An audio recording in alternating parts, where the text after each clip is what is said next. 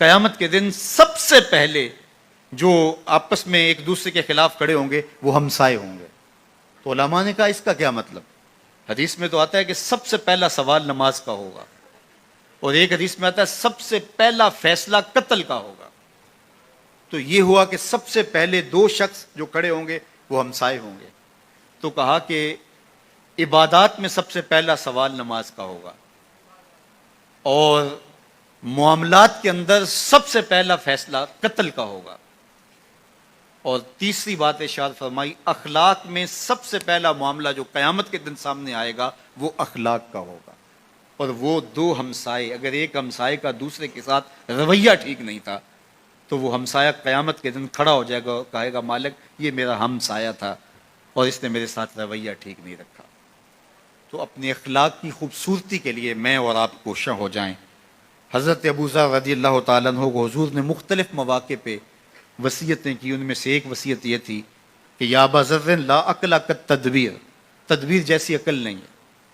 آپ جب کوئی بھی کام کرنا چاہتے ہیں تو اس کی پہلے منصوبہ بندی کریں اور غور و فکر کر کے پھر اس کام کا آغاز کریں.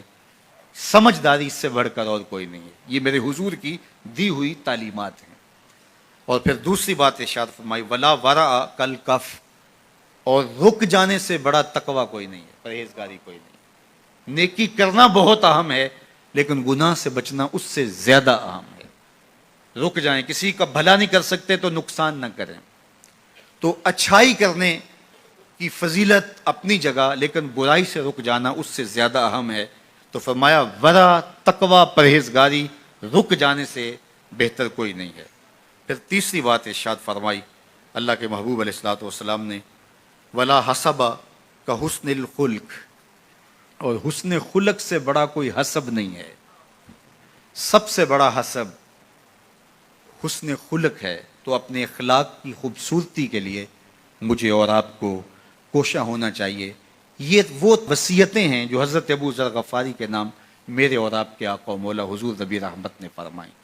اور ان میں اتنی جامعیت ہے کہ اگر ہم اپنی نسلوں کو یہ چیزیں راسخ کرانا شروع کر دیں کہ یہ ہماری نسلوں کی تباہی کے اندر اتر جائیں چیزیں، تو وہ ایک خوبصورت انسان بن کے ابھریں گے اور ایک کامیاب انسان بن کے معاشرے کا حصہ بنیں گے.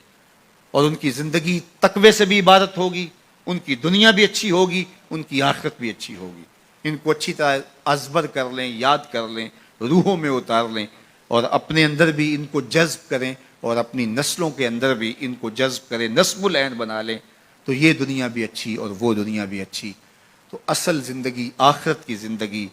حضور علیہ الصلوۃ والسلام نے جب خندق کھودتے صحابہ کو دیکھا تو یہی کہا اے اللہ زندگی تو آخرت کی زندگی ہے، میرے انصار کو بھی بخش دے، میرے مہاجروں کو بھی بخش دے. اللہ آپ کو جزائے خیر دے.